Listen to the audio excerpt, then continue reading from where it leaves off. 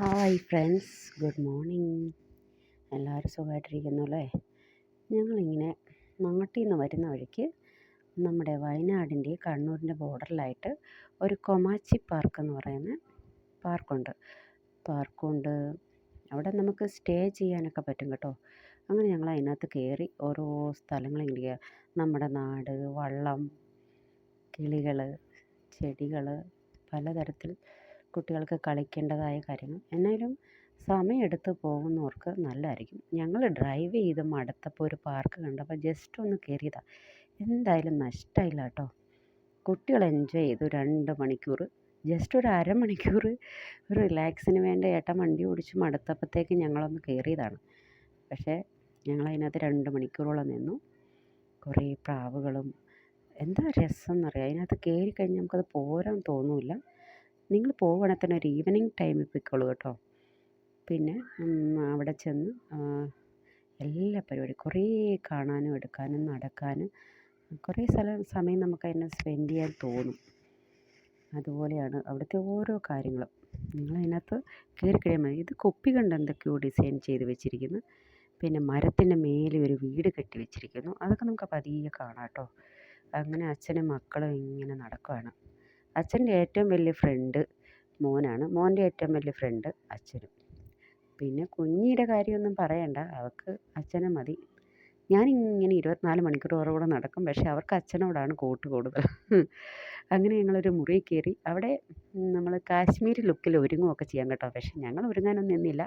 എൻ്റെ മോൾക്ക് അവിടെ ഒരു കുട ഇഷ്ടപ്പെട്ടു. അതുമായിട്ട് അവൾ കുറച്ച് നേരം സ്റ്റൈലൊക്കെ കാണിച്ച്. പിന്നെ സ്റ്റൈൽ കാണിക്കാൻ നമ്മളൊന്നിനും പുറകോട്ടല്ലല്ലോ. അങ്ങനെ അവിടെ നിന്ന് കുറച്ച് കുസൃതിയൊക്കെ കാണിച്ചു. പിന്നെ വെളിയിൽ വന്ന് അവിടെ നല്ല സൈക്കിളുണ്ട്. അതൊക്കെ കയറി ആ ചേട്ടി ഫോട്ടോയൊക്കെ എടുക്കുന്നു. അച്ഛാ എൻ്റെ ഫോട്ടോ അങ്ങനെ എടുക്ക്, എൻ്റെ ഇങ്ങനെ എടുക്ക് എന്നെല്ലാം പറഞ്ഞ് ചേട്ടി കുറച്ച് സ്റ്റൈലൊക്കെ അതേ കയറിയിരുന്ന് കാണിച്ച്. എൻ്റെ മോനാണെങ്കിൽ ഫോട്ടോ എടുക്കുന്നതൊന്നും ഇഷ്ടമില്ല കേട്ടോ. അതുകൊണ്ട് പുള്ളി അതിനൊന്നും നിൽക്കില്ല. അച്ഛനെ കൊണ്ട് ഊഞ്ഞാലടുപ്പിക്കുക കേട്ടോ. അങ്ങനെ അവിടെ ഓണത്തിൻ്റെ സംബന്ധമായിട്ട് ഊഞ്ഞാലൊക്കെ കെട്ടിയതാന്ന് തോന്നുന്നു. ഓണം കഴിഞ്ഞ ടൈമായിരുന്നു ഞങ്ങളതിലേ പോകുന്നത്. ഓക്കെ. പിന്നെ എന്തായാലും ഞാനും കുറച്ച് നേരം ഊഞ്ഞാലയിലെല്ലാം കയറിയിരുന്നു.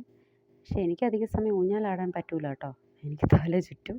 ചെറുപ്പത്തിലൊക്കെ നന്നായിട്ട് ചെയ്തിട്ടൊക്കെ ഉണ്ട്. പക്ഷേ ഇപ്പം എനിക്ക് ഊഞ്ഞാലാടുമ്പോഴേക്കും എന്നോട് ഹസ്ബൻഡ് പറഞ്ഞു, കുറച്ച് നേരം നീ ഇരിക്കടി, ഓണമൊക്കെ കഴിഞ്ഞ് വന്നതല്ലേ എന്നെല്ലാം പറഞ്ഞ്. അങ്ങനെ ഞാനും ഏട്ടനും മക്കളും കൂടെ ആ വീടിനകത്തൊന്ന് കയറാമെന്ന് വിചാരിച്ചു. ഒരു മരത്തിന് മേലെ അവരൊരു വീടുണ്ടാക്കി വെച്ചേക്കുന്നു. എന്ത് ഭംഗിയാന്ന്. എനിക്ക് പേടിയായിരുന്നു കേട്ടോ. അതുകൊണ്ട് ഞാൻ കയറിയില്ല.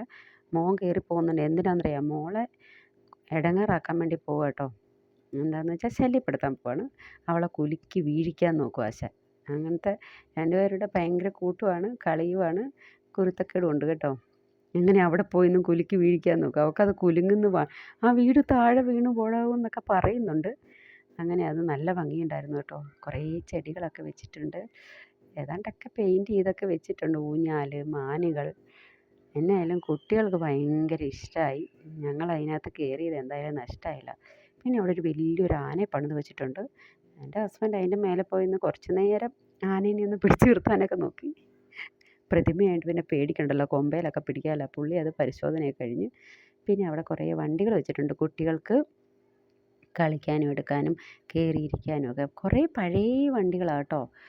പഴയ ഓർമ്മകൾ ഉണർത്തുന്ന വണ്ടികളാണ്. പിന്നെ ഞങ്ങളവിടെ കുറേ പക്ഷികളുണ്ട്. അതിനകത്ത് നമ്മൾ കൈയൊക്കെ കഴുകി വൃത്തിയായിട്ട് കയറണം. എന്നിട്ട് നമുക്ക് അവർ അരി തരും. ആ അരിയായിട്ട് പോയി നിന്നാൽ നമ്മുടെ അടുക്ക പക്ഷി വരുമെന്ന്. എനിക്ക് അത്രയ്ക്കും ധൈര്യമില്ല. എനിക്ക് ഈ കോഴിക്കുഞ്ഞിനെയും പക്ഷീനെയൊക്കെ പിടിക്കാൻ പേടിയാട്ടോ. അതുകൊണ്ട് ഏട്ടനും മോനും കൂടെ അതാ അരിയുമായിട്ട് നിന്ന് പക്ഷികൾ വന്ന് നിറച്ച് ഓരോന്നോരോന്നായിട്ട് ഇരിക്കാൻ തുടങ്ങി. അപ്പോഴേക്കും ഞങ്ങൾ കുറച്ച് മോൻ്റെ ദേഹത്ത് അധികം പക്ഷികൾ വരാൻ തുടങ്ങിയപ്പോൾ അവനും അതിൻ്റെ നഖമെല്ലാം കൊണ്ടിട്ട് വേദനയായി. പക്ഷിയായിട്ട് ഇതാ അവിടുത്തെ പക്ഷിനെ നോക്കുന്ന ചെക്കനാണ് കേട്ടോ. അവന് ഉമ്മ കൊടുക്കുന്നു. അവൻ്റെ ദേഹത്ത് വന്നിരിക്കുന്നത് എൻ്റെ ഹസ്ബൻഡിൻ്റെ തലയിലെല്ലാം വന്നിരിക്കുന്നുണ്ട്. അങ്ങനെ എന്ത് രസമാണ്. അതുങ്ങൾ നമ്മളോട് ശരിക്കും ഒരു കൂട്ടുകാരെ പോലെ പെരുമാറുക. എൻ്റെ ഹസ്ബൻഡ് ഇതാ നോക്ക്, പുള്ളിക്കാരന് അതിനോടൊന്നും പേടിയില്ല. ഇപ്പം തലയെല്ലാം മാന്തി പറിക്കുമെന്ന് തോന്നുന്നു. അതിൻ്റെ ഒരു സ്നേഹം നോക്ക്. അവിടെ നിൽക്കുന്ന ചെക്കനെ അങ്ങ് ഉമ്മ വെച്ച് കൊല്ലുന്നു. എന്തായാലും ചേട്ടൻ എന്നെ വിളിക്കുന്നുണ്ട്. "ദാ വന്ന് പിടിക്കെടി" എന്നെല്ലാം പറയുന്നുണ്ട്. എനിക്കത്ര ധൈര്യം പോരാ. മോള് പോയി നിൽക്കുന്നുണ്ട്. അവൾക്കും പേടിയാണ്. അതിൻ്റെ നഖമെല്ലാം കൊള്ളുമെന്ന് പറഞ്ഞ് ഓടി രക്ഷപ്പെടുന്നുണ്ട്. എന്തായാലും നിങ്ങൾക്ക് സമയം കിട്ടുവാണെങ്കിൽ ഒരിക്കൽ പോവുക കേട്ടോ. വയനാടിൻ്റെയും കണ്ണൂരിൻ്റെയും ബോർഡറിലായിട്ട് കൊമാച്ചി പാർക്ക്. ഓക്കെ, നിങ്ങൾക്ക് പറ്റുവാണെങ്കിൽ പോകൂ. എന്നാലും അതിൽ ഡ്രൈവ് ചെയ്യുമ്പോഴത്തേക്ക് ആർക്കെങ്കിലും കയറാൻ പറ്റണം. റോഡ് സൈഡിലാട്ടോ, നമ്മൾ വണ്ടി ഓടിച്ച് പോകുന്ന സൈഡിൽ തന്നെയാണ്. നിങ്ങൾക്ക് മിസ്സാവുമൊന്നുമില്ല. നമുക്കത് കയറി കാണാനൊക്കെ പറ്റും. കുട്ടികളതാ അവിടെയെല്ലാം കയറി എത്രയാ പക്ഷികളെന്നറിയോ? ഒത്തിരി ഉണ്ട് കേട്ടോ. എനിക്ക് സത്യം പറഞ്ഞാൽ ഇതിൻ്റെയൊന്നും പേരറിയില്ല കേട്ടോ. എന്തായാലും ഭയങ്കര ഭംഗി. ഓരോ കൂടുകളിൽ അതായത് ഇണങ്ങാത്ത പക്ഷികളെല്ലാം കൂടിനകത്ത് തന്നെ ഇട്ടിരിക്കും കേട്ടോ. എല്ലാവരും മനുഷ്യരെയൊക്കെ ആയിട്ട് ഇണങ്ങുന്നതിന് മാത്രമേ അവർ അഴിച്ചു വിട്ടിരിക്കുന്നത്. എന്നിട്ട് പിന്നെ ഞങ്ങൾ ആ ചെടികളുടെയൊക്കെ ഇടയ്ക്കൂടെ നടക്കും. അതിനിടയ്ക്കെല്ലാം ചെടികളും മുയലുകൾ ഒക്കെ വന്നിരിപ്പുണ്ട് കേട്ടോ. കുട്ടികൾക്ക് ഈ മുയലിനെ കണ്ടപ്പോൾ ഭയങ്കര സന്തോഷമായി. എൻ്റെ മാളൂട്ടിക്ക് പിന്നെ എന്ത് ജീവിയെ കണ്ടാലും അച്ഛാ മേടിക്ക് നമുക്ക് വളർത്താം എന്നെല്ലാം അവിടുന്ന് പറയും. പക്ഷേ ഭയങ്കര പേടിയാണ്. എല്ലാത്തിനും മേടിക്കച്ചാ മേടിക്കച്ചാ എന്ന് പറഞ്ഞിട്ട് ഒച്ചയാക്കും. എന്നിട്ട് ഇപ്പം നമ്മൾ നടന്നു പോകുന്ന വഴിക്കെല്ലാം മുയൽ, ചെറിയ ചെറിയ പലതരത്തിലുള്ള ജീവികളെല്ലാം ഉണ്ടായിരുന്നു. ഇതാ ഇനി അടുത്ത പാർക്കിലേക്ക് കയറി കേട്ടോ. ഏട്ടനും അനിയത്തിയും കൂടെ നല്ല കളി തുടങ്ങി. വണ്ടികളുണ്ട്, വണ്ടികളെ കയറി അങ്ങനെ ആശാട്ടി എൻജോയ് ചെയ്തുകൊണ്ടിരിക്കുകയാണ്. കുറേ സമയമായി കളി തുടങ്ങിയിട്ട്.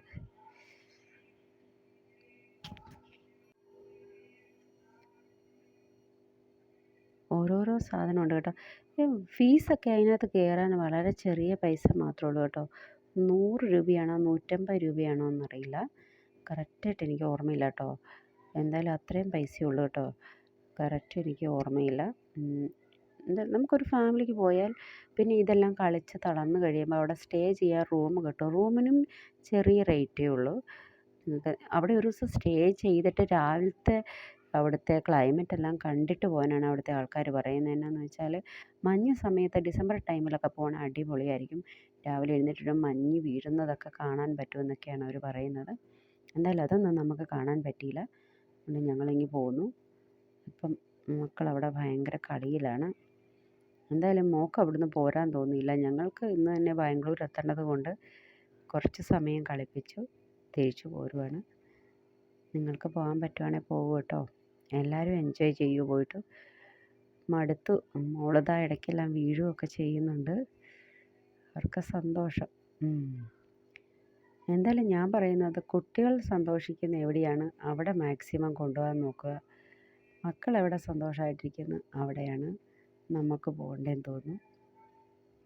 ഞങ്ങളേറെയും കുഞ്ഞുങ്ങൾക്ക് എവിടെയെങ്കിലും പോകണമെന്ന് തോന്നുമ്പോഴാണ് ശരിക്കും ഞാനൊക്കെ ജോലി ചെയ്തിരുന്ന സമയത്തൊന്നും ഞങ്ങളധികം കറങ്ങാനൊന്നും പോയിട്ടൊന്നുമില്ല. ഹസ്ബൻഡായാലും അതുപോലെ തന്നെ. മക്കളായി കഴിഞ്ഞിട്ടാണ് ഞങ്ങൾ ഓരോ സ്ഥലത്ത് ഇങ്ങനെ പോകാനും എടുക്കാനും ഒക്കെ തുടങ്ങിയത്. ദൂരെയൊക്കെ പോകാൻ ബുദ്ധിമുട്ടായിരുന്നു കുട്ടികൾ ചെറുതായിരുന്ന സമയത്ത്. ഇപ്പോൾ ദാ അവർ നടക്കാൻ തുടങ്ങി, അവർ ഓടാൻ തുടങ്ങി, അവരുടെ കാര്യങ്ങൾ നോക്കാൻ തുടങ്ങി. ഇപ്പം നമുക്ക് സന്തോഷമാണ് എവിടെയെങ്കിലും പോയാൽ തന്നെ. ഞങ്ങൾ രാവിലെ ടൈമിലായിട്ട് ഒരു 11:30 ടൈമിലൊക്കെയാണ് അവിടെ കയറിയത്. അതുകൊണ്ട് ആൾക്കാർ കുറവായിരുന്നു. ഉച്ച കഴിഞ്ഞാൽ അവിടെ ആൾക്കാർ വരുമെന്നാണ് പറഞ്ഞത്. അപ്പം നിറയെ ആൾക്കാർ. എന്തായാലും നിറയെ ആൾക്കാരാകുമ്പോൾ കുട്ടികൾക്ക് കളിക്കാനും. വന്നപ്പോൾ ഒരു ആന അവിടെ വണ്ടി ഞങ്ങൾ പതിയെ നിർത്തി അതിനെ നോക്കി കേട്ടോ. പിന്നെ കൂടുതൽ അവിടെ നിൽക്കാൻ പറ്റുന്നുണ്ടോ ജീവനും കൊണ്ട് ഓടി.